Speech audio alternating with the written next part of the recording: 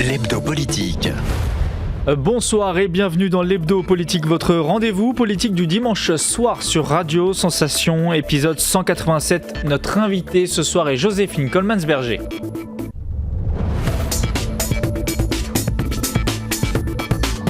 L'hebdo politique.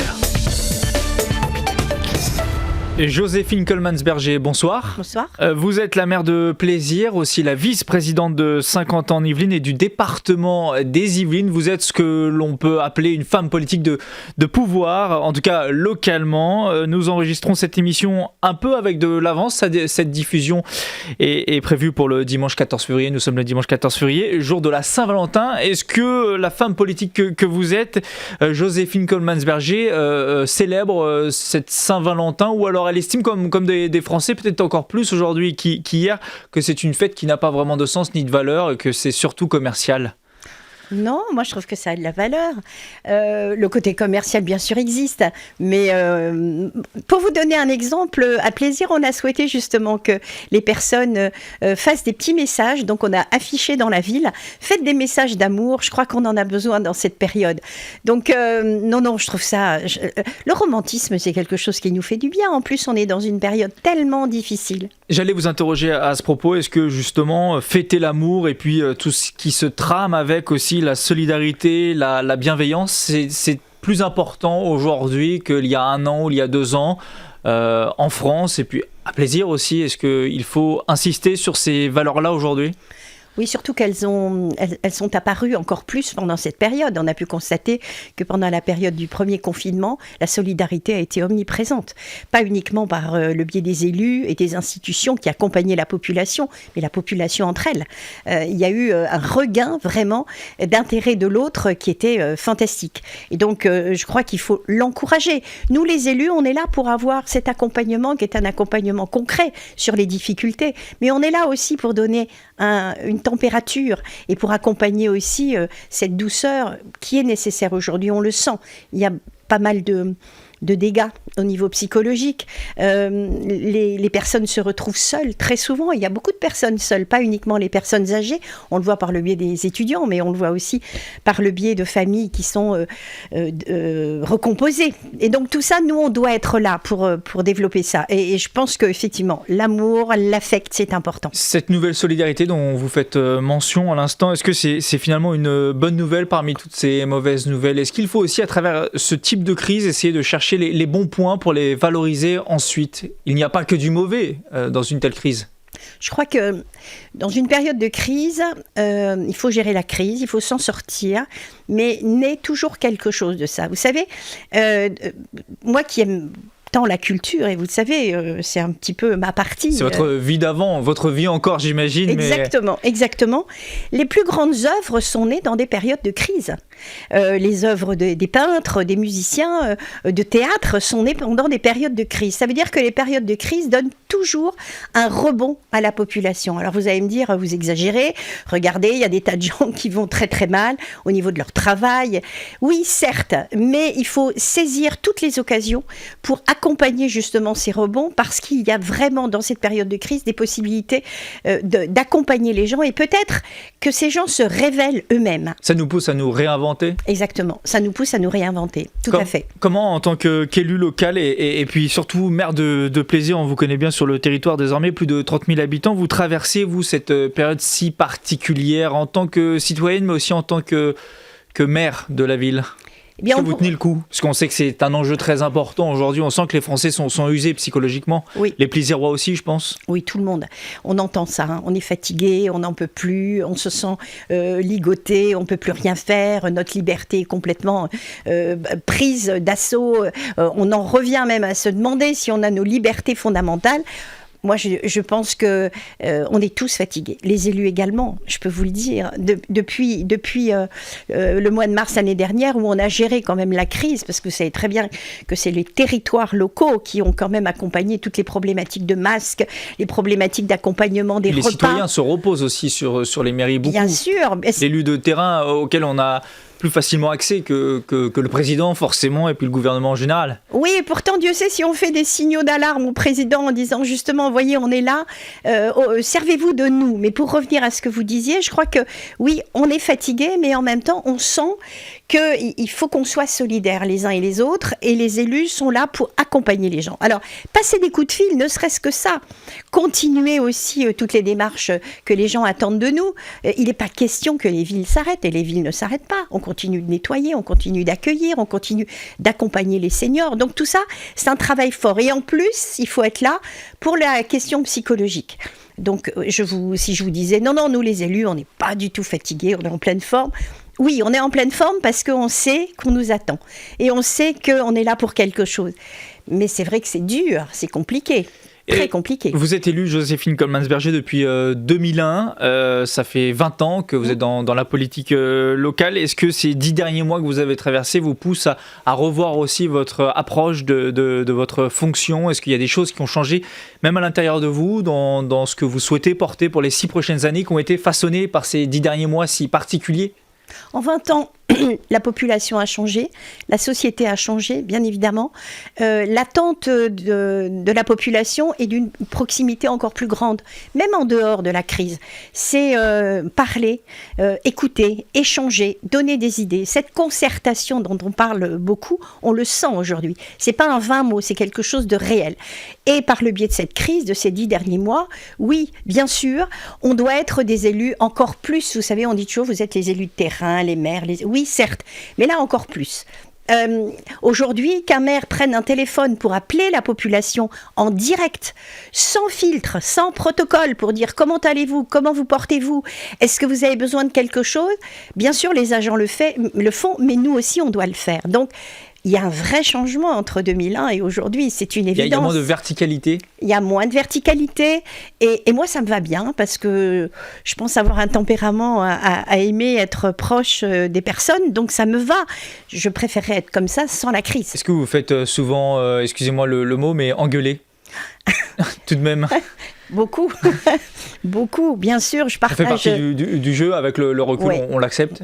On l'accepte. Moi, je dis toujours que les maires, on doit avoir un sacré sac à dos, mais ce sac à dos, il faut savoir le poser à certains moments. Ça veut dire qu'on est maire 24 heures sur 24, certes, mais à un moment donné, il faut savoir que c'est la fonction qui est attaquée. Et il faut essayer de faire un partage entre la fonction et la personne. Sinon, on dormirait mal, sinon on ne vivrait pas bien dans sa famille, donc il faut savoir faire la part des choses. Puis je comprends que dans cette période difficile, les gens aient envie de se défouler sur quelqu'un qui est le plus proche pour qu'on se défoule. C'est le maire et les élus, c'est normal. Donc quand on rentre en politique, il faut savoir que ça fait partie du job, si je peux me permettre l'expression. Parlons du présent dans ce contexte si particulier. On le dit depuis le début de cette émission. Vous avez présenté fin janvier, lors du conseil municipal, le budget primitif de la commune pour 2021. On sait que c'est plaisir. On revient d'une situation financière pour le moins particulière, avec un endettement assez élevé. Le coût de la Covid est aussi élevé pour toutes les finances des communes. Comment vous faites pour intégrer aussi ce degré d'incertitude, puisqu'on ne sait pas combien de temps ça va durer, comment l'activité économique va rebondir dans les prochains mois? Comment on construit un budget communal dans cette période? Est-ce qu'on arrive à le construire comme les autres d'ailleurs? Il y avait déjà un flou artistique précédemment, parce que les baisses de dotation, c'était toujours à la dernière minute qu'on apprenait les chiffres. Donc c'était déjà assez compliqué de faire un budget primitif. Et puis en disant, je crois que vous avez perdu 86%, c'est ce que vous disiez lors du dernier conseil municipal, de notre dotation d'État. De vos dotations. Exactement. En plus, le coût du Covid et puis les incertitudes, c'est possible de faire un budget aujourd'hui? Oui, c'est possible, parce qu'on est obligé de le faire. Maintenant, les investissements, des services Aujourd'hui, on n'a supprimé aucun service sur la ville de Plaisir. On a pu constater qu'il y avait eu, malheureusement, dans certaines communes, des fermetures de gymnases, des fermetures d'activités. Nous n'en sommes pas là, malgré, et je vous remercie de rappeler que la dette que nous avons héritée en 2001, parce que quand on est arrivé sur Plaisir, on avait une dette hallucinante, et je dis le chiffre de 78 millions d'euros, à tel point que nous allions être mis sous tutelle, et que le préfet nous avait dit, si j'étais à votre place, je partirais. Mon prédécesseur a dit non, on va essayer de gérer. Donc on a géré ça. Aujourd'hui, notre dette, elle est en dessous des 40 millions. Donc vous voyez, on a fait un gros effort, divisé par 2. Et en plus, on a investi énormément. Qu'est-ce qu'on a fait ? On a fait, c'est ce que vous êtes en train de me demander, comment fait-on un budget ? Eh bien, on gratte de tous les côtés. C'est-à-dire qu'on étudie comment on peut faire, comment on fait des économies, un peu comme dans une famille. Si vous voulez partir en vacances aux Seychelles, vous ferez plus d'économies que si vous voulez aller à Avoriaz. On est bien d'accord. Ça veut dire qu'on trouve toujours les moyens de faire des économies Alors, à un moment donné, on arrive c'est ce que à être... vous dire. Voilà. Si ça fait 20 ans que vous faites des économies, est-ce que vous avez encore les moyens de les faire ? Pas trop. Là, on est arrivé à l'os, comme on dit vulgairement. Ça va être très, très compliqué. Et je pense que là... Eh bien, il va falloir vraiment qu'on discute avec la population et qu'on prenne des vraies décisions. Alors, moi, je préfère être un maire positif, je le suis d'ailleurs, et on est là pour avoir de l'ambition pour une ville. Et on en a, parce que des grands projets, nous en avons. La ville est en train véritablement de changer. Tout le monde a pu le constater ces dernières années. Mais malgré tout, il y a des prises de décision à avoir. Est-ce que les villes sont obligées de garder tous les services que nous avons mis en place parce que c'était des périodes, je dirais, avec faste et avec aisance ? La crise, quelque part, oui, a coûté. Mais en même temps, nous n'avons pas fait des tas de choses. Nous n'avons pas fait de manifestations. Il n'y a pas eu des festivals. Il n'y a pas eu... Donc, ce qui fait qu'on a réussi à équilibrer. On a réussi. Mais dans les années à venir, ça va être beaucoup plus compliqué. Quand vous parlez des services, vous devez avoir une idée derrière la tête. C'est un sujet qui vous préoccupe avec votre expérience politique. Est-ce que vous avez des idées de services qu'il faudrait revoir dans leur amplitude, peut-être, même les supprimer ? Alors aujourd'hui, ce qu'il faut savoir... ça va être une concertation avec les habitants. Exactement. Alors vous savez qu'on a créé un conseil citoyen, et ce conseil citoyen, un petit peu dans le même sens que du conseil de développement de Saint-Quentin, avec des collèges, et on va véritablement travailler avec eux. On va en parler, c'est 60 plaisirois, c'est ça qui vont être choisis pour donner leur avis sur les projets de la mairie ? Pas uniquement. Aussi pour apporter des idées et surtout pour réfléchir sur des grands projets. On va leur faire des saisines de façon à ce qu'ils puissent travailler. Et il y aura des personnes représentatives de l'ensemble de la population, puisque nous avons différents collèges, dont des personnes qualifiées, dont des jeunes d'ailleurs, à partir de 16 ans. Et elle est en train de se mettre en place, cette assemblée citoyenne, et elle va démarrer bientôt. Donc tout ça pour dire que, pour revenir à ce que vous me demandiez sur les services que nous allons supprimer aujourd'hui, je peux vous dire que sur la mandature précédente, dans le cadre d'un travail justement au niveau des ressources humaines, 80 personnes n'ont pas été remplacées, départ en retraite non remplacés. Pourtant, les services sont restés à l'identique, ça veut dire qu'il y avait encore du travail à faire. Il faut savoir qu'en 2001, il y avait 1100 agents équivalent temps plein sur Plaisir. Aujourd'hui, on est à moins de 700. Donc, vous voyez, l'effort colossal qui a été fait, et pourtant, l'accompagnement est le même. Aujourd'hui, on ne supprimera plus de postes parce que c'est plus possible. Non. Sinon, on n'aura plus la qualité par rapport à ce qu'attendent les Plaisirois. Par contre, dans d'autres services où on a peut-être mis en place une espèce d'aisance, on va dire, sur certains accompagnements, on mettra ça sur la table. La semaine dernière, nous avions reçu Bertrand Houillon, le maire de Magny-les-Hameaux, qui est lui aussi élu local, qui rencontre ces problèmes financiers. Lui, il disait qu'il fallait pour les villes se réinventer. Il allait peut-être probablement faire appel aux habitants pour qu'ils s'engagent, peut-être dans du bénévolat pour aider à la construction de certains projets. Est-ce que c'est une piste de réflexion aussi pour vous que les citoyens se retroussent les manches, entre guillemets, pour mettre la main aux travaux ? Je sais qu'il y a des volontés, la population le souhaite, et on le voit sur le nettoyage de la ville, sur le permis de planter, des choses comme ça. Mais je ne pense pas que pour une ville comme Plaisir, ça ait un impact financier. Oui, parce qu'on n'est pas sur les mêmes, on n'est pas sur les mêmes villes. On n'est pas sur les mêmes strates. Voilà, donc je serais ouverte à ce genre de proposition, mais en tout cas, je ne pense pas que... Il faut être réaliste. Oui, il faut être réaliste. À notre niveau, je ne pense pas. Mais on a quand même... Vous savez, je vous donne un exemple. Nous avons énormément de structures sur la ville de Plaisir. Nous avons 27 écoles. Les écoles sont des bâtiments qui coûtent. Nous avons des gymnases. Nous avons des salles associatives. Alors, ne me faites pas dire, et vous ne me le demandez pas, et c'est très gentil, si je vais supprimer tout ça. Bien sûr que non, mais nous travaillons actuellement pour que tous ces bâtiments nous coûtent moins cher, dans le cadre justement des réaménagements par rapport aux fluides, ne serait-ce que ça. Et ensuite, est-ce que ça ne vaudrait pas la peine de rassembler certains endroits plutôt que d'avoir différentes structures? Ça, c'est un axe. Et retarder des travaux comme celle de la maison médicale La Ruche qui doit être livrée en 2023, ou les travaux qui vont commencer place du Commerce. Est-ce que ça, c'est des possibilités aussi de repousser ces échéances pour étaler dans le temps les coûts? Non. Là, non. La place du Commerce va démarrer au printemps, va démarrer en septembre et sera terminée au printemps 2022. Et la Ruche, on a voté ce matin au département justement l'acquisition du terrain par le département. On démarre et on y va à fond les manettes. Non, tous les dossiers, tous les sujets que j'ai abordés pendant la campagne et qui étaient dans mon projet, sont retenus. Ah oui. Malgré le contexte et les 10 mois qui ont suivi. Oui, tout à fait. Pas question de revenir dessus. Non, parce que quand on a fait la campagne, on n'a pas fait une campagne pour vendre des choses qu'on ne pourrait pas faire. Donc moi, j'avais déjà la connaissance du budget précédent. Oui, mais vous ne pouviez pas supposer non plus ce qui allait arriver. C'est pas forcément pour... vous n'étiez pas responsable de ce qui allait se passer. Mais en mars, on était déjà en confinement. Donc j'avais déjà une visibilité de ce que ça pouvait nous coûter, vous voyez. Et puis c'est pas la crise elle-même qui a déstabilisé le budget de la ville.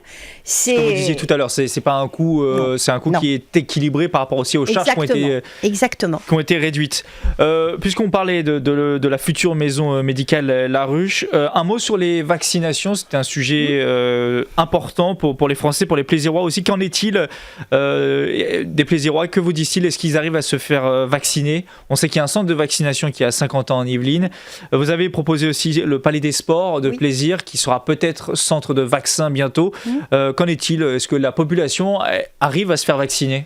Alors déjà, je voudrais féliciter l'organisation du Vélodrome parce que tous les Plaisirois qui y sont allés, ils y vont le jeudi matin, sont ravis de l'accueil et de la façon dont ça se passe. Donc ça, c'est une chose et je voulais le dire avec une grande sincérité. D'autre part, oui, le quota de personnes n'est pas énorme et on sait pourquoi, les vaccins arrivent au compte-gouttes.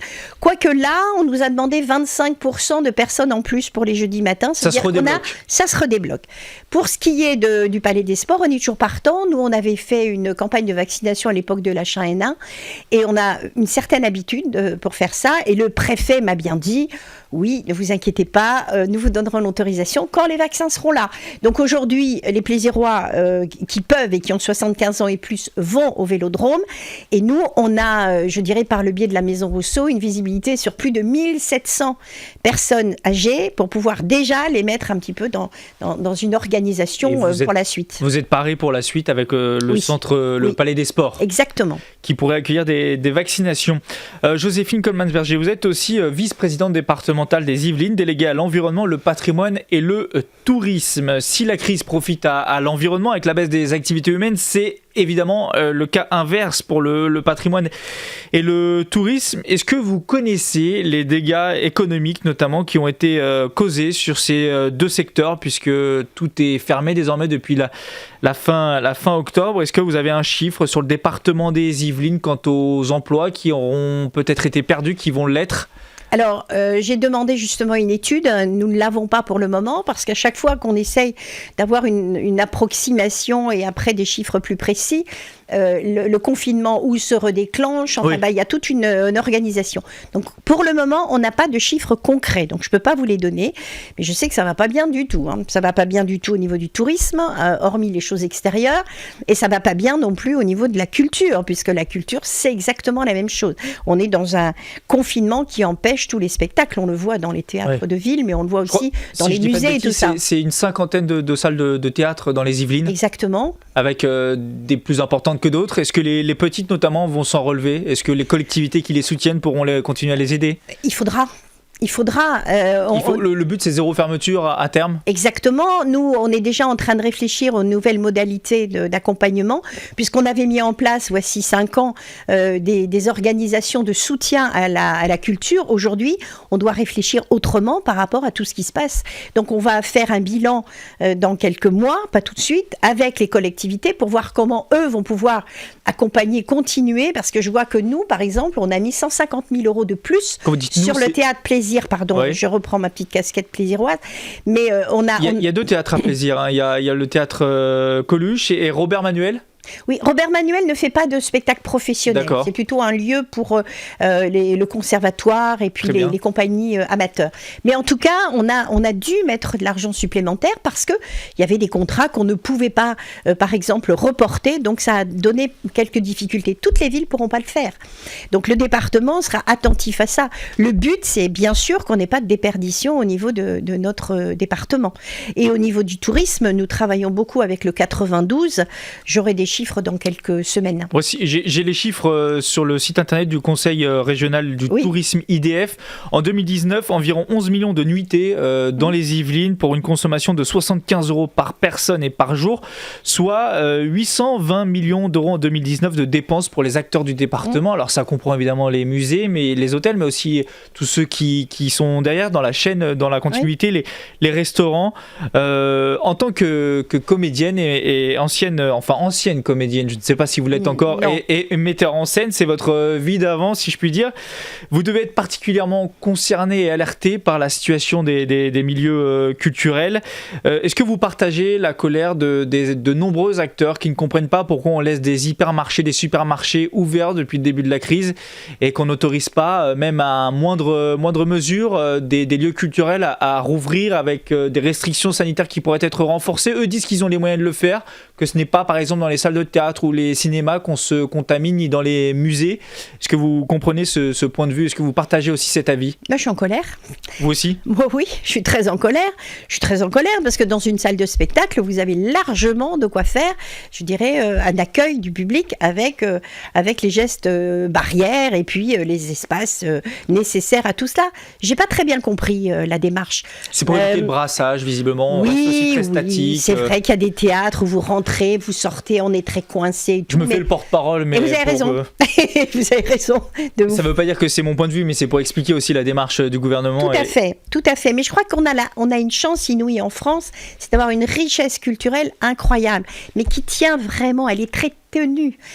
C'est un fil tendu en permanence, que ce soit les théâtres publics, enfin je parle de spectacles vivants, privés ou publics, tout est très tendu. Les subventions sont de plus en plus en baisse et quand on est dans les théâtres privés ou les spectacles privés, c'est pareil, ils font des équilibres, ils n'ont pas d'économie, ils n'ont pas d'argent de côté. Je veux dire, on est en train petit à petit de tuer. Je comprends toute cette problématique sanitaire, je le conçois, mais on aurait pu peut-être mettre en place une organisation un petit peu plus fine et un peu plus pointue et ne pas laisser mourir tout ça. Alors je sais, je vous le dis, les comédiens, les artistes, ils travaillent en ce moment, ils bossent, ils sont prêts, dès qu'on va lâcher, ils vont y retourner. Pour aussi se réinventer. Est-ce que vous estimez que les aides qui touchent le secteur culturel, on estime ça pour l'instant à 5 milliards d'euros, sont suffisantes, vont permettre quand même de limiter la casse? Je pense que ça va limiter la casse. Le fait d'avoir accompagné les intermittents du spectacle aussi a fait qu'ils ne sont pas tous morts, parce que ça aussi c'est compliqué. Je pense que Madame Bachelot fait aussi son possible. Je l'ai entendu, elle fait tout ce qu'elle peut pour faire redémarrer. Quel regard vous portez sur l'action de la ministre de la Culture? Il est très récent, son action est très récente, mais je vois bien qu'elle a une approche qui est pleine de bon sens et qui défend véritablement les artistes. Donc je peux que l'encourager à essayer de déboucher tout ça rapidement, vraiment. On le disait, vous avez un théâtre à plaisir, le théâtre Coluche, vous avez aussi la salle de concert et d'enregistrement La Clé. Dans quel état d'esprit sont les acteurs de ces deux lieux culturels? Arrivent-ils à rester optimistes ou alors ont-ils le spleen, comme on dit? Ont-ils un coup de blues? Oui, ils ont un coup de blues, bien sûr, puisque c'est la deuxième année où on a mis des budgets en face de projets qui ne vont pas avoir lieu. Donc forcément, ils ont le blues. Mais pour vous mettre dans une confidence, et je vous le disais tout à l'heure, il faut être optimiste. Donc mercredi prochain, j'ai un rendez-vous avec tous les acteurs de la ville, agents, qui travaillent sur la culture, mais sur le sport également, et puis sur les autres manifestations aussi autour de l'environnement. Et nous allons mettre en place une nouvelle feuille de route, puisque la feuille de route que nous avions prévue, eh bien, on ne pourra pas la faire. Donc, on va faire une feuille de route différente et on va aller dans les quartiers. Plutôt que de faire venir à nous, que ce soit dans les théâtres, tous les lieux, c'est nous qui allons sortir. Ce qui veut dire qu'il y aura des représentations artistiques en extérieur ? C'est-à-dire qu'aujourd'hui, les agents, les services travaillent sur le sujet pour justement avoir de l'imagination et aller dans tous les quartiers de la ville avec des expositions, avec du théâtre, avec de la musique, avec du cirque, avec des graffeurs, enfin bref, qu'on aille vers les gens. J'ai demandé expressément en tant que maire et avec ma casquette aussi au niveau de la culture et de l'environnement, de l'environnement aussi, que cette énergie positive aille au-devant de la population. On ne peut pas passer encore une fois une année blanche. Donc la semaine prochaine, on aura une nouvelle feuille de route sur la ville de Plaisir. Et ça sera possible à partir de quand, ça, selon vous ? Ça sera au printemps ? Oui, au printemps. Ah oui. À moins qu'on soit confiné complètement comme au mois de mars, mais ça sera au printemps. Et là, c'est dans le cadre de Plaisir. Est-ce que c'est un projet que vous pouvez porter à plus grande échelle, notamment au département, porter cette idée-là ? Moi, j'espère. Pour faire profiter les Yvelinois. Je vais essayer de faire passer le message par le biais de la direction du département, parce que c'est quelque chose qui me semble important. Mais je vais me servir peut-être du brouillon, entre guillemets, plaisirois, pour après voir comment on peut développer ça au niveau départemental. Joséphine Coleman-Berger, si tout va bien, nous voterons au mois de juin prochain pour les élections régionales et départementales. Ça sera ma dernière question pour cette émission Hebdo Politique. Est-ce que vous serez candidate à votre réélection sur votre canton au département des Yvelines ? Oui, je serai candidate et je peux même vous dire, et je ne pense pas que je dévoile quelque chose parce qu'il ne m'en voudra pas, je serai également candidate avec Bertrand Coquart. Donc c'est le même duo ? C'est le même binôme. Est-ce qu'on peut juste vous demander si vous faites partie des proches de Pierre Bédier ? Vous n'êtes pas sans savoir qu'il y a beaucoup de critiques sur la gestion du département par le président historique, souvent réélu de façon incontestée. Vous faites partie de ses proches ? Vous comprenez aussi les critiques ? Non, je les comprends pas. Je les comprends pas parce que c'est vrai que moi, en voyant de loin, il y a 6 ans de ça, Monsieur Pierre Bédier que je ne connaissais pas, je pouvais rentrer peut-être dans cette image qui est un peu de baron, si je puis dire. Exactement. Mais alors depuis que je travaille avec lui, je vous avoue que quand je vois tout le travail qui a été fait par le département. Et toutes les aides qui ont été faites au niveau de la ruralité, au niveau des collectivités, les millions qui ont été distribués dans les villes, moi je m'aperçois que Pierre Bédier est quelqu'un vraiment d'ouvert au département et donc voilà, je suis proche de l'action qu'il met en place. Avec lui. Et je repartirai avec lui. Merci beaucoup Joséphine Coleman-Berger d'avoir participé à cette hebdo politique sur Radio Sensation, maire de Plaisir, vice-président du département des Yvelines, on en parlait, et aussi de l'agglomération de Saint-Quentin en Yvelines. L'hebdo politique, c'est fini pour ce dimanche. Vous pouvez retrouver cette émission en podcast audio et vidéo sur notre site internet, applications et réseaux sociaux. Bonne soirée à tous et à dimanche prochain sur Sensation.